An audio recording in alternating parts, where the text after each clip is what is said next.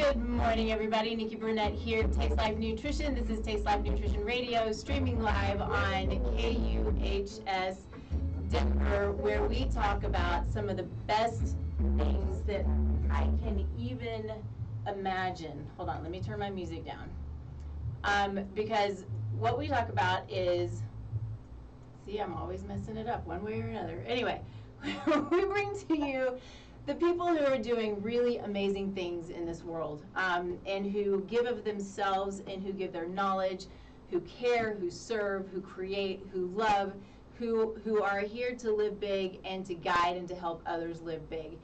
And that's what the show is about. We're about bringing you truth in health to the very best of our knowledge. And health is personal, it's financial, it's physical, mental, emotional, relational. You know, health is so many things.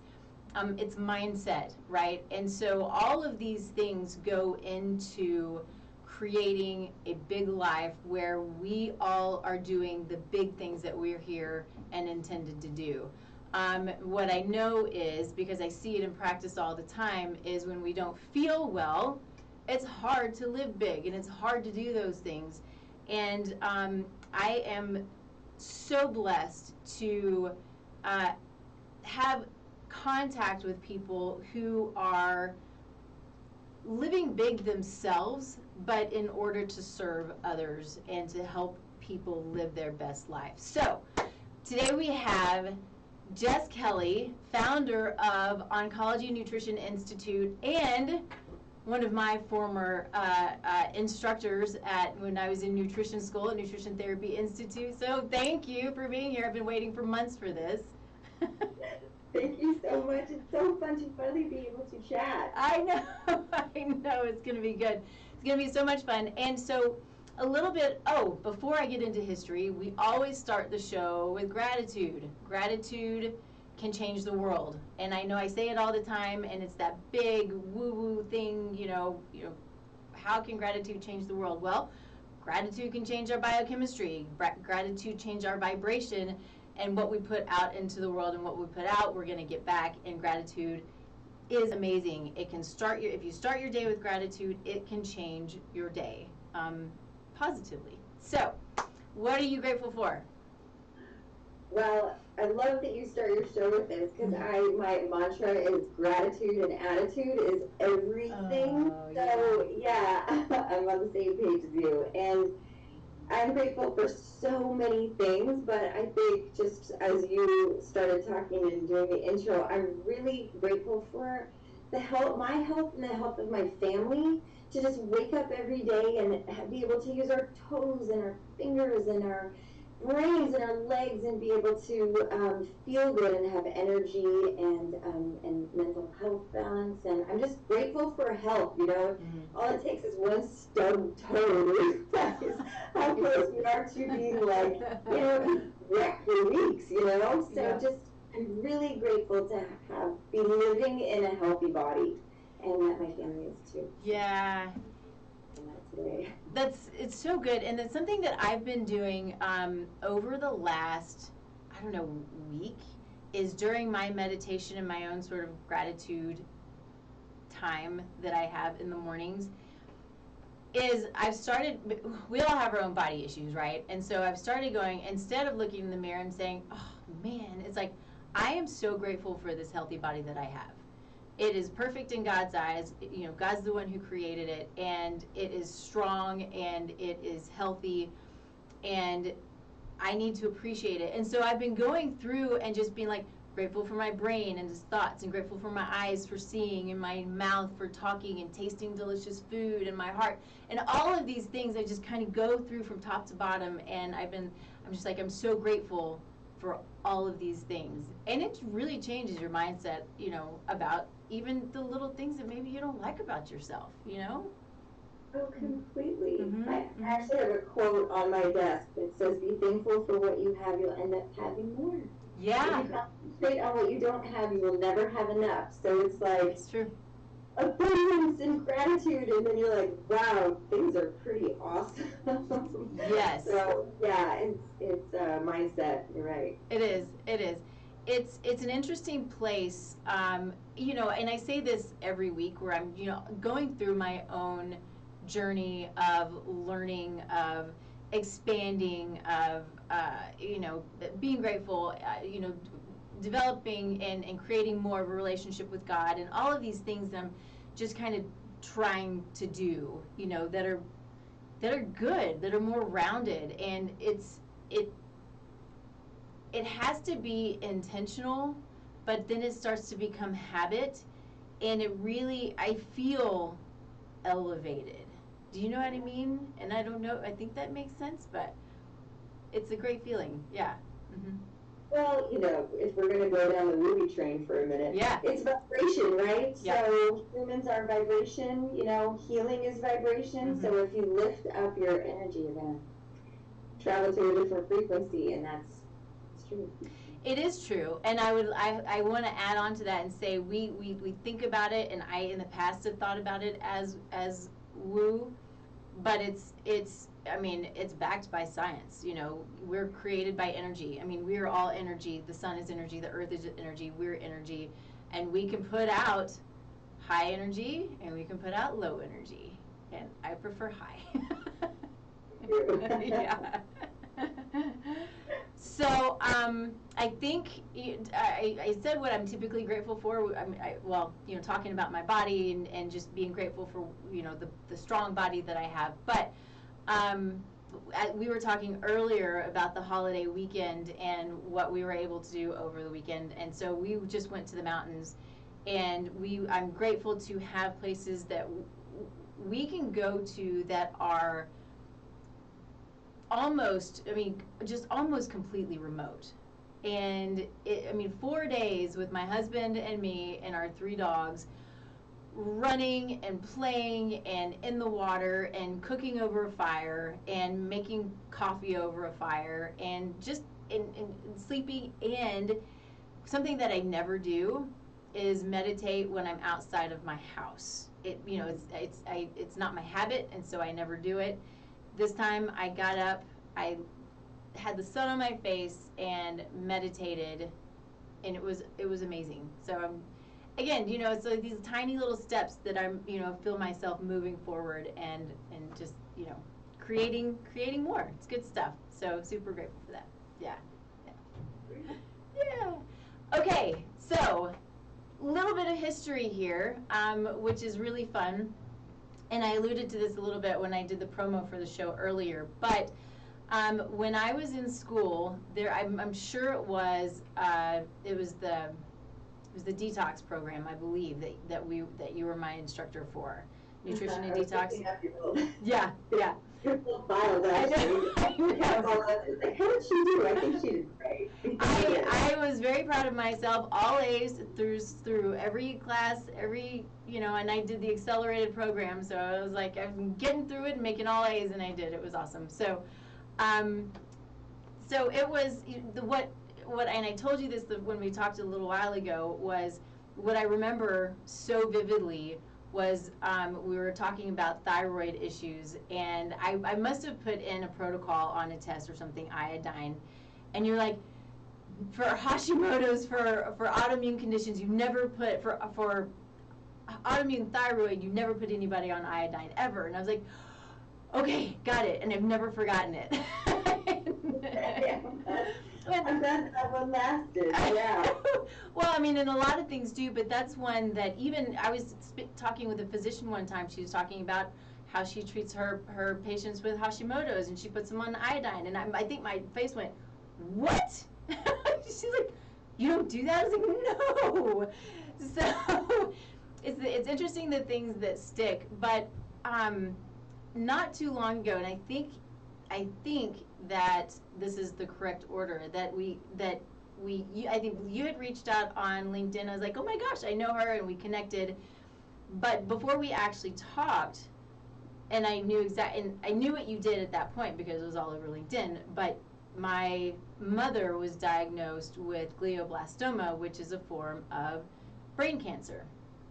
And so it took 6 weeks from diagnosis to her passing, which is a whirlwind. And I I felt like it was a crash course in brain cancer, obviously specifically glioblastoma, and a crash course that I could do nothing with, and is this heartbreaking place. But it was at that time, I think it was right after she passed, that we were able to get together and to talk. And it's such an interesting, her situation was interesting and so quick, but what is so amazing about what you do is, so Jess and her Nutrition Oncology Institute help people and certify and teach people in getting through, and I should probably let you talk about this better than I am, but getting through treatment. And you also work with people who are not going through treatment, correct? Yeah. So this is a place where we might have this really scary diagnosis, but there's so much that can be done. And it's so important to find your team, who can surround you, who can love you, who can guide you and help you through these situations. Or if you have a history of it and you just want to avoid it, that's great too. Food is so basic and so integral to being healthy and creating health when you're in a place of dis-ease, that we need so desperately people like Jess and Remission Nutrition and Jen Nolan, who we've had on, and Oncology Nutrition Institute. So I'm going to stop for a minute and quit rambling and let you talk about, I want everybody to know, what brought you here? That's not, as far as I know, what you were doing when you were my instructor, and you have come to this amazing place and built this amazing institute. So what got you here, what motivates you, excites you, all of the things I want to know. Yeah, well, thanks. It's so fun to be chatting about all this, and we've come so far. I just kind of want to snap back to that Hashimoto's conversation for a second. So we've come so far since, I was in school and you were in school, and learning about truly personalizing nutrition. So we've come a long way from speaking in absolutes, right? You can't ever say, you have Hashimoto's, you can't have iodine. You have breast cancer, you have to have soy. We can no longer speak in absolutes, and I think that that's sort of really important, because nutrition's come to this place where it's like, all meat's bad. It's like, no. We have to start getting deeper and deeper into details, and I kind of switched from consulting, actually, several years ago after my dad passed from GBM. I had been doing nutrition consulting for several years, sort of while I was also teaching, and I just got PTSD from it. I was like, it was crazy being on the other side. Like, it was great to be a practitioner and tell people, okay, you've got cancer and this is what you do. But then, when you're on the other side of the screen, it kind of flips. So I realized that in working with the oncology population, it's complex. There's different chemotherapies, there are immunotherapies. There's so much to know and learn and do safely. So I looked around when I was practicing nutrition for a way to get more deeper education, specifically in oncology nutrition, and the only thing out there was for registered dietitians. If they could prove 1,000 hours in the field and take a test, then they would be oncology dietitians. And I'm not an RD, and so we, as we were writing the book, I started developing this oncology nutrition program as a way to help train other people in the field of oncology nutrition. Holistic, metabolic, integrative, modern. Like, we've come a long way from Ensure. We need to step into the 21st century here, maybe even out of the 19th. Or anyway, so we're really our program. It's 40 weeks of classes, and it's based on over 1,000 research papers, and part of it is the Metabolic Approach to Cancer, the book that I co-wrote, and it's been great. We're working with medical oncologists and medical doctors and DOs and nurses and acupuncturists and RDs and all these people, and I've been so surprised at how many people are out there, and the medical doctors especially, who are like, I didn't learn this in medical school. And I just read recently in the paper that 1 in 3 people who get diagnosed with cancer will ask their doctor what to eat. Yeah. And the prevailing thing has been, doesn't matter, just don't lose weight. Yeah. It's like, no, we can do so much better. We can do so much better. And so having these doctors being a little bit more open than when I started doing this 10 years ago is great. So we're really able to train people to be able to speak confidently about oncology nutrition, because it's scary and the people are pretty sick and they're on a lot of different medications, and you don't want to do anything that can compromise them, right? So what we want to do is build people up so that they do great through their treatments and they can withstand, you know, some of these longer, you know, surgical healing and those type of things. So that's kind of the more recent. Yeah. About where I am. So, but that's sort of where I'm sitting today. Yeah, yeah. And real quick, I want to make sure, because when you said GBM is glioblastoma. So everybody knows. So it's a, you know, a sad connection that we have. You lost your dad, and I lost my mom. And the sad thing too is this used to be considered a rare type of cancer, and I think that it no longer is. You know, I think also when you're focused on it, it kind of comes out of the woodwork and you hear a lot more about it. And so I understand that as well. But I was at a conference a couple of weeks ago, and they were talking about GBM or glioblastoma and how it has just gone through the roof, as well as lots of other types of rare cancers. So we're in an interesting and I was going to leave it in an interesting place with that. And you know, it's hard and it's frustrating, but like I said, having people on your side who are like Jess and all the people that she's training is important. And I want to hit on something real quick. I've told this story multiple times, but in case somebody hasn't heard it before, I have to hit on it because it's so important. What I know is my husband's dad had metastatic prostate cancer, and so we lost him to that. And through that process, my husband's mom has always been very healthy, very in tune with the body, and she knows, you know, for the most part, what's right and wrong as far as eating well. But they did just that. What can we feed him to help him? So the dietitian at the hospital sent them down to the pharmacy to get this protein powder that was, when I looked at it, it was full of sugar, and I can't remember all the details, but it was terrible. Yeah. And so she bought it anyway out of fear. She's like, I don't know what else to do, so I'm going to buy this. And what do I do? Nikki, what do I do? I'm like, you know that this isn't going to be beneficial. And so there's so much fear around this and I also want to talk about Ensure, but there's so much fear around this when what you do and I think what the goal is to empower people to understand that there are options and there are things that we can do, and to build your team. Yeah. Yeah, I think, you know, I did an interview yesterday, and I was saying that I think that you need a farmer on your healthcare team. Yeah. So we need to kind of create this beautiful integrated team, and it's food first. I mean, food is the oldest form of pharmaceutical medicine. Like, it should be your frontline treatment. And so once you establish that food quality part, and you know, that's what's missing from a lot of these conversations. All meat's bad. Well, come on. There's tons of published papers out there showing grass-fed, grass-finished beef has far higher nutrient content, omega-3, preformed vitamin A, compared to CAFO meat. It's like, we have to start being more specific and bring in this food quality piece, because if you're eating processed foods with, you know, any type of meal replacement product, if you're seeing soybean oil or high fructose corn syrup or sugar at all on the label, or if it's in a package, period,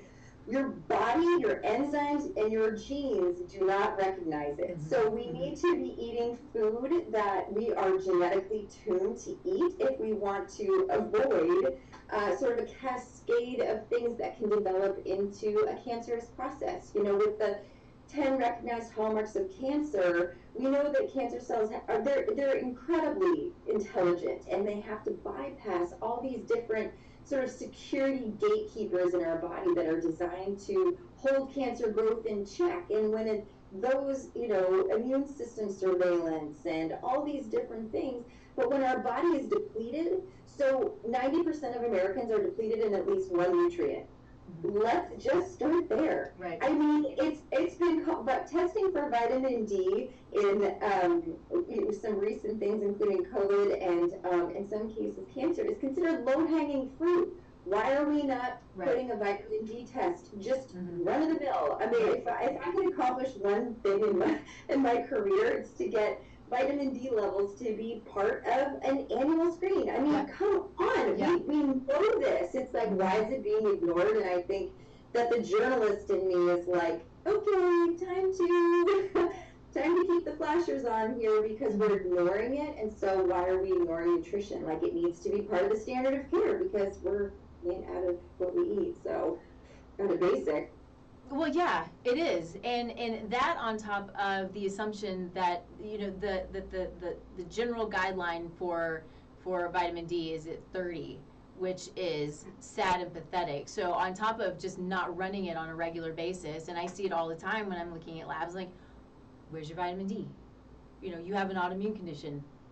What's going on? And so functionally, you know, we want to see D from, I always tell people, depending on their situation, 70 to 100. Some people say 60 to 80, you know, kind of depends on who you're working with. But 30 is not sufficient. And we're seeing people at, you know, 15 and 10. And, you know, it's crazy. Yeah. Yeah. So I agree with you. Go ahead. Were you about to say something?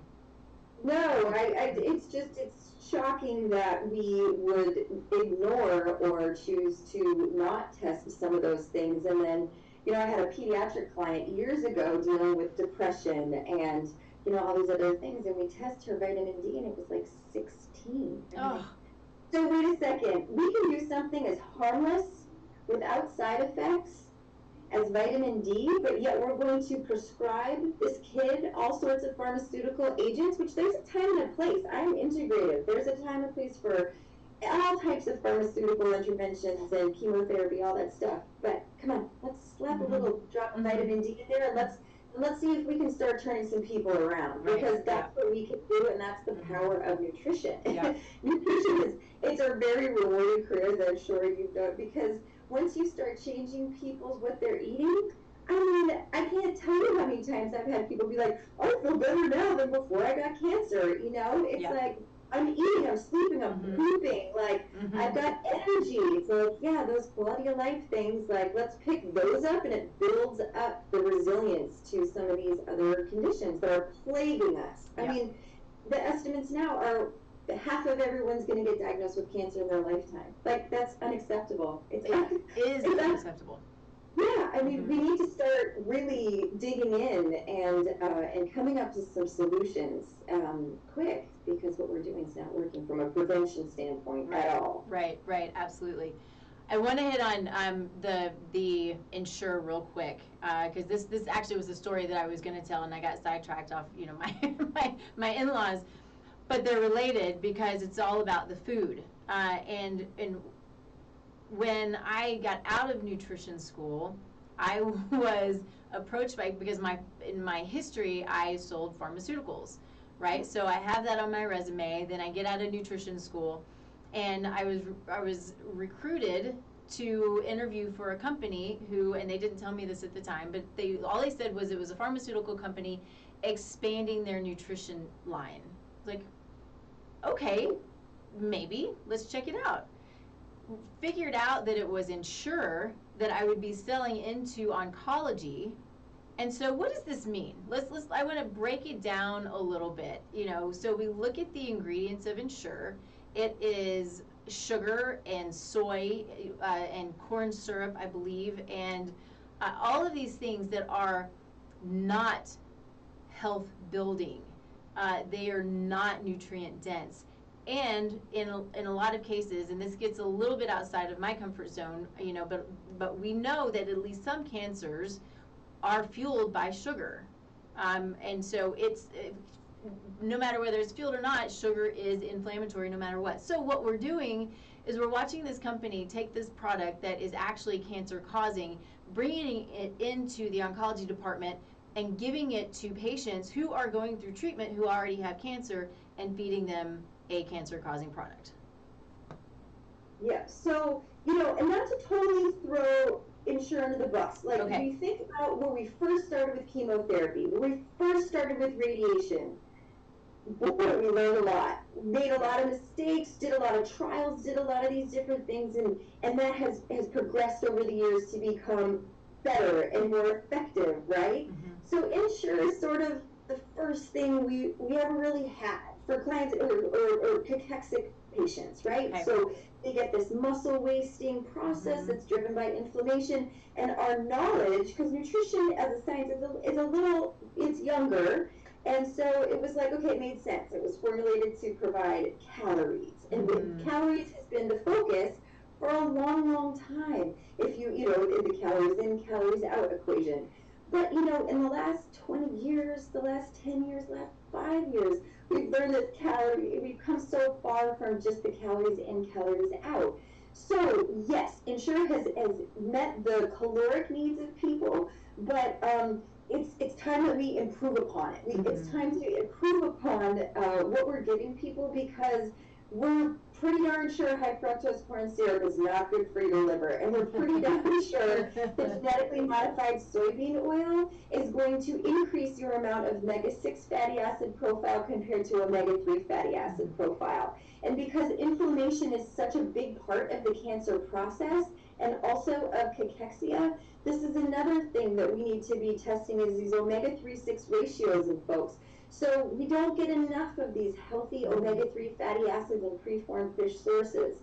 We're getting a ton of omega-6 fats in our diet. So, I think that the people who started, they tried, right? But now it's time we got to step it up a little bit. And those companies have the money and the ability to do it. So hopefully they're listening, and we can start adding some nutrient density into what we're giving folks who are in the hospital. So we know from the literature that a lot of cancer cells, especially glioblastoma multiforme, which is why I'm such a big fan of this, cancer cells have the ability to upregulate their rate of glycolysis, which is basically, I like to use the analogy of cancer cells like a growing teenage boy. They're like, I can just gulp and gulp and gulp because I'm growing and I'm growing and I'm growing. So they just can they can eat so much more.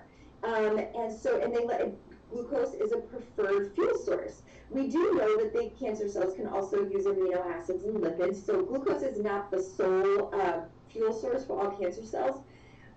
However, there are some cancers that definitely depend more on sugar, and that would be brain cancer, because your brain is so much, it uses the most amount of energy, so that type of thing. So that's why what's really exciting is seeing a lot of the literature coming out about ketogenic diets and GBM and other brain cancers, and showing that when you shut off that supply of glucose, and our bodies have this incredible innate ability to switch how we burn fuel. So like, if glucose is gasoline and ketones are diesel, we can switch our engine burning system onto ketones, and it's super neuroprotective. So it's really exciting to see that coming out. So, when we have folks in the hospital, we say, hey, at least request like a diabetic formula if you're on like, some of these parenteral, enteral formulas, these tube feeds, those kind of things. At least try to request something diabetic. I think there's some companies working on formulating some ketogenic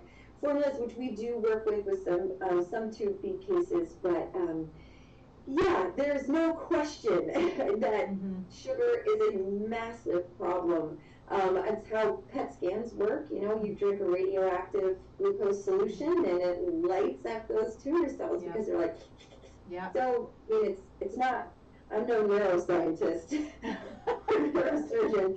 But yeah, sugar and the rate at which we're consuming it and how quickly it adds up in the diet is pretty amazing. So I will tell you that one of the first things that we have our students do, I used to do when I work with clients, is to just track your intake for 3 days. Mm-hmm. And students who even come in and they're like, yeah, I've been doing nutrition for a long time. They're like, holy moly, I can't believe how fast sugar adds up, carbohydrates add up in my diet. So it's just calling that awareness, because we're kind of unconscious with how much sugar we eat.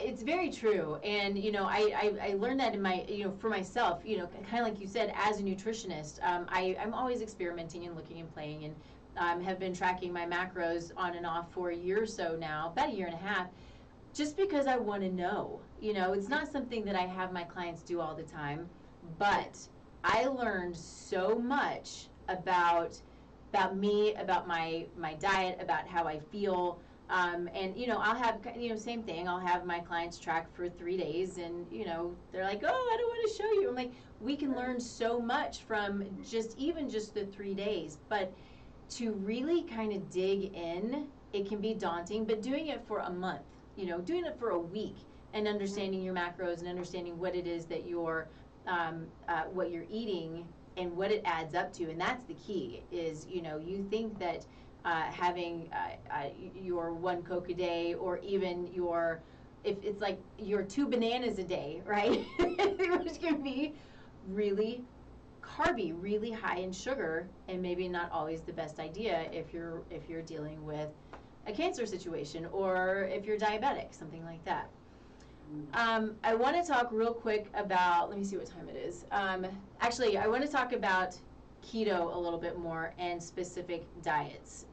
But I need to take a quick break. I want to talk about our sponsor, who is Cellcore Biosciences. Do you use Cellcore at all? No? Okay. I appreciate them. They are great at what they do.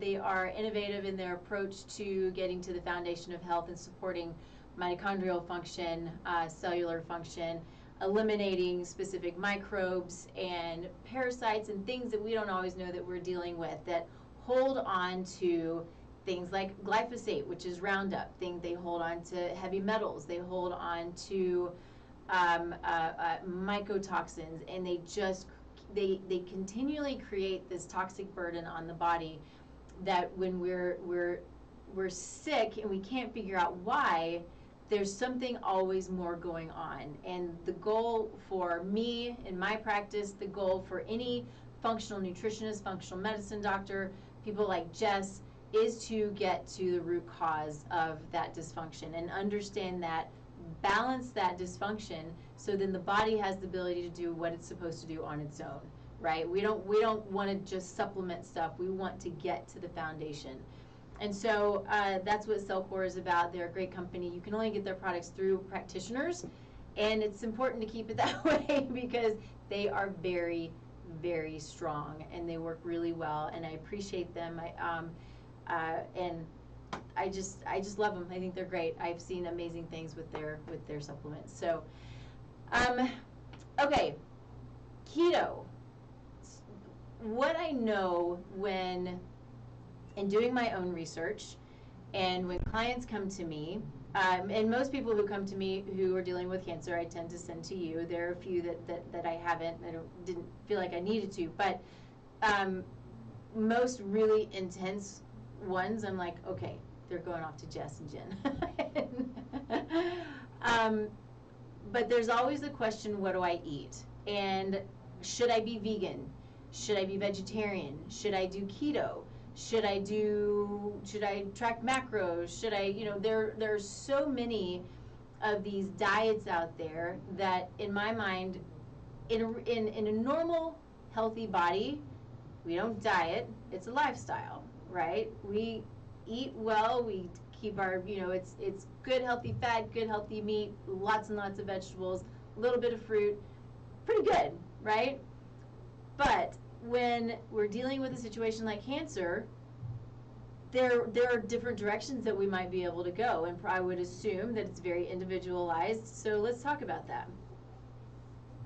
Yeah, so kind of what I said earlier about how with the era of personalized nutrition, we kind of have to unlearn, do some unschooling a little bit. So it's less about the protocol, more about the person. So we sort of work backwards for customizing dietary therapies. So it's going to depend on a lot of things. So there's a couple different places to start. So in my book, The Metabolic Approach to Cancer, we have, there's a quiz in chapter 2.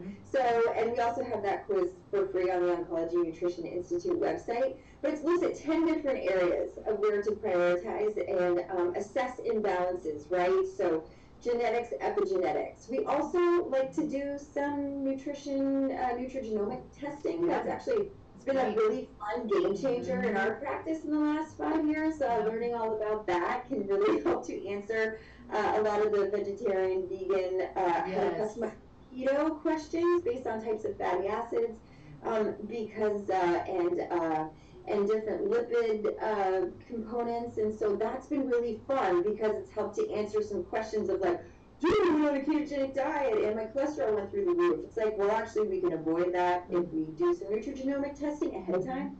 And then, so we're looking at that. We're looking at metabolic function, blood sugar levels, those type of things. We're looking at stress and biorhythms, environmental toxins.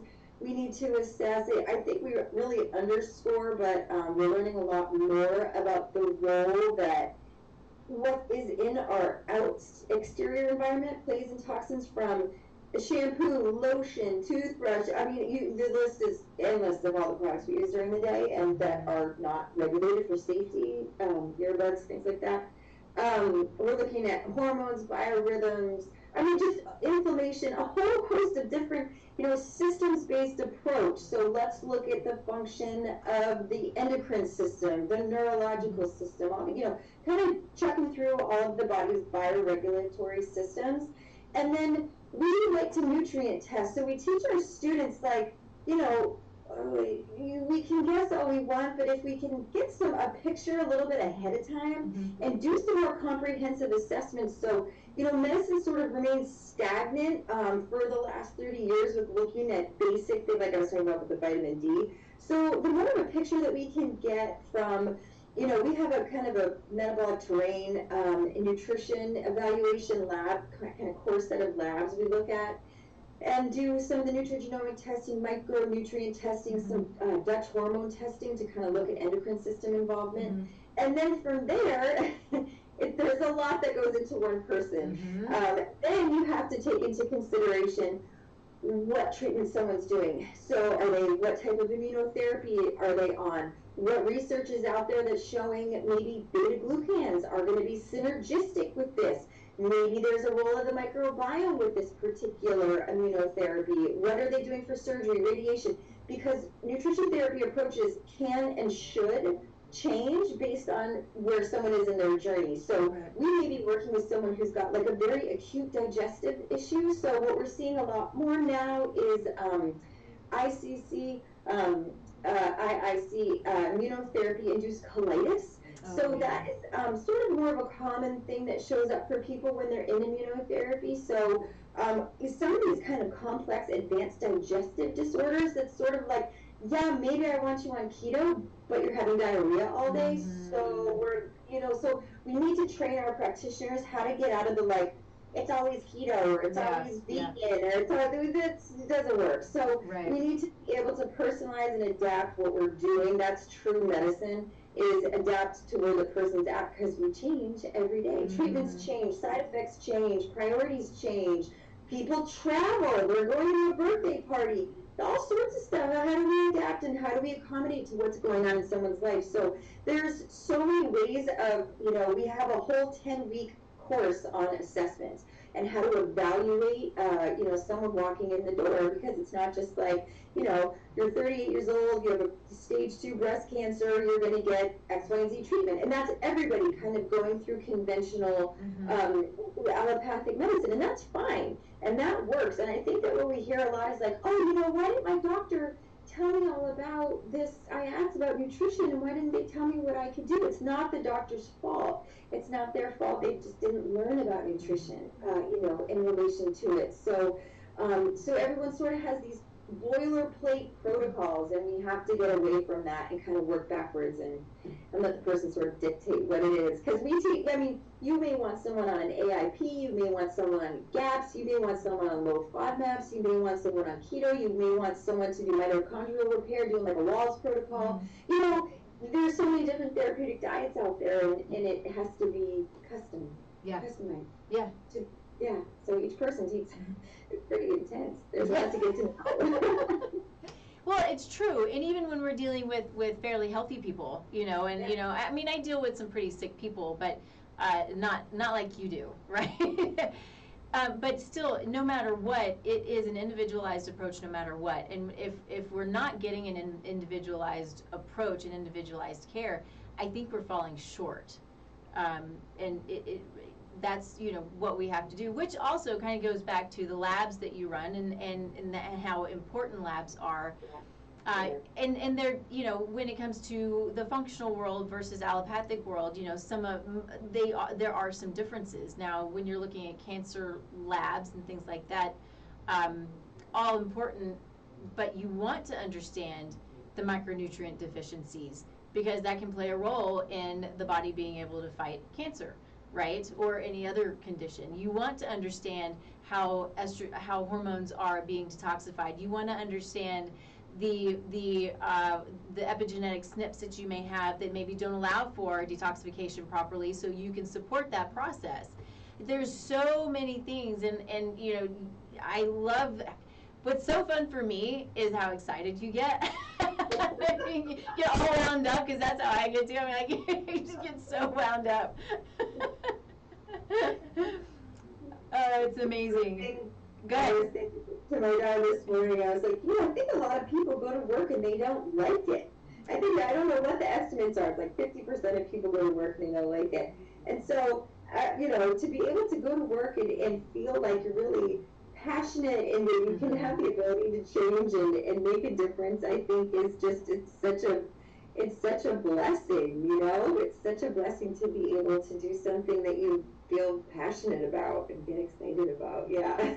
It's really true, and I find that more and more as I practice more and more, and you know, you become, you know, maybe a little more confident in what you're doing, but you literally see. I think I did a Facebook Live about this last night, which is my favorite part in practice is seeing those light bulbs go off for people. So the light bulb, whether it's I figured out what it is that makes my belly hurt, or I've had knee pain for 3 years and now I can go up the stairs with no pain, or I've not been able to focus on my work or my family or whatever it is, and now I know what it is that creates that inability to focus. You know, it's something that I'm eating or whatever the case may be. It's all these things, and it really, what lights me up is watching them light up. Totally. Yeah. And you know, I was thinking that too. It's like I was talking to someone the other day about, you know, you want to work with a team, you want to get a great team that's excited and knowledgeable, and they're role modeling what you want to be. You know, it's like how, you know, people walk in, oh, my doctor was overweight and grumpy and tired and not supportive and didn't listen to me. Get another one. And I have to remind people, your doctor works for you, your insurance may be in, but they still work for you. So people need to get a little bit more of the confidence back to be like, ask questions and those type of things. But I'll tell you what, if I'm going to have someone on my team, I want someone who's healthy, vibrant, inspired, motivated, educated. If someone hasn't done a class in 20 years and they're still talking about what they learned in medical school 30 years ago, outdated. Yeah. We're coming so far, we're moving so fast. We need people who are staying up on the research and being educated about what's new and innovative in medicine, not what they learned 30 years ago, because 30 years ago, what I have cassette tapes in my car, I mean, you know what I mean? Yeah. Like, we gotta be walking the walk, talking the talk, and staying up on what's going on. So that's why I transitioned into education, because you're learning. There's so much to learn all the time. So much, yeah. You know, and it is interesting, because that's what I have to tell people. I try to get things covered by insurance when I can. Most things I do aren't covered by insurance, right? But, you know, when they're going to find a new doctor, I'm always telling them, or just to go and see their doctor at all, and they're like, well, what do I tell them about you and what we're doing? It's always, you're interviewing your doctor. If they're a new doctor or whatever it is, you're interviewing them, and you are the one who has the power to hire them or to fire them. And you need to take that power and tell them, I am doing my best to gain control of my health, whether it's gain control or to optimize, whatever it is. This is what I'm doing. I need to know that you're going to be on my team and that you're going to support me and my wishes and my goals and help to guide me, because you have expertise in other areas, but be a part of my team. You know, talking about my mom, this is it's just interesting, kind of going back to the closed-mindedness and the lack of the ability maybe to go outside of what you already know, or maybe it's a chip. I don't know what it is. But my mom was diagnosed with Hashimoto's when I was in school. And it was, you know, this isn't a yay me, but it was a, Mom, you need to get your thyroid tested. You need to get your thyroid tested. Well, they did. They tested my TSH, and it's fine. Mom, you need to get you need to do an entire, you know, and I was at the end of school, thankfully, so I have an idea of what I'm talking about. But anyway, she ended up, they were like, oh yeah, you're positive for Hashimoto's. She had all of these symptoms, and they just kept brushing her off and kept brushing her off. Finally got the diagnosis, went to an endocrinologist. The endocrinologist, she told him that her daughter was a nutritionist, and he said, well, food has nothing to do with your thyroid. We're going to put you on medication until it dies, and we'll take it out. I don't even laugh. It's just so stupid. I know. like, come on. At some point, you gotta be like, really? That's the best we can do? That's the best we can come up with. I know. It is honestly laughable, because that is, it's like, why don't we try some other non-toxic, non-invasive approaches first and see if that works? Yeah. Yeah. You know, just try something that won't hurt anybody. If it's 6 months, if it doesn't improve, then yeah. Yeah. It is. It's truly amazing, and it's sad. And I just realized that today's an early day, so I hate to do this, but we're going to have to jump off here in just a minute. Oh, it goes by so fast. So before we do, I want to make sure that if there's anything else you want to touch on, anything else you want to talk about real quickly. 10 minutes, yes, thank you. I get my reminder. I have to have somebody reminding me, which is good. But, you know, where you can be found, all of the things that we want, you know, how to find your assessment, it's on the website, but all of the things about where to find you. Yeah, the best spot is the oncologynutritioninstitute.com. And we've got, you know, the links to the 250-hour oncology nutrition consulting certification program on there. And then there's also a page where we have some free and small fee classes, just if you want to just jump on and do a little learning. That's there too. I'm not a social media fan, unfortunately. Yeah. But that's bad in the whole business world. Not bad. I don't care. I don't want anyone sitting in front of their boxes for longer than they have to be. So I'm pretty limited, but I will say that LinkedIn, it has become my platform of choice. So we are on LinkedIn, as Fuller and myself, and we do have a Facebook page for Oncology Nutrition Institute. But our newsletter is the best, so definitely subscribe to the newsletter. And the book, The Metabolic Approach to Cancer, can be found wherever books are sold worldwide. We're also translated into 8 different languages, and yeah, that's pretty much where you can find me. Yeah, thank you. Yeah, I love it. You go get her book, go to the website, take some of the classes if you're interested, if you need to know, if you want to know more about cancer, but if you're a practitioner, and this is a place to an area of interest for you, as it is for me. I would love to go through the program. I keep talking about it. I'm like, oh. Anyway, you are changing the world. You're changing the world of oncology. You're adding to it. You're giving so much. so grateful for you, so grateful for all that you're doing. Yeah, let's have you on again. I'd love to come back. I'm good. so excited to reconnect with you. Yeah, Years, thank you. It's so great. I love what you're doing too. Congratulations on your radio show. It's really spectacular. Yeah, it's terrific. It is fun, you know. I think we're hitting, what are we hitting, 150,000 people now or something like that. So we're like, yeah. I can see it shows over here. I don't really know how to read this right now, but anyway. But thank you, everybody, for joining us. Thank you again, Jess. Of course, you can find me at tastelifenutrition.com. You can always find us here on KUHSdenver.com, streaming live every Thursday at 10 a.m.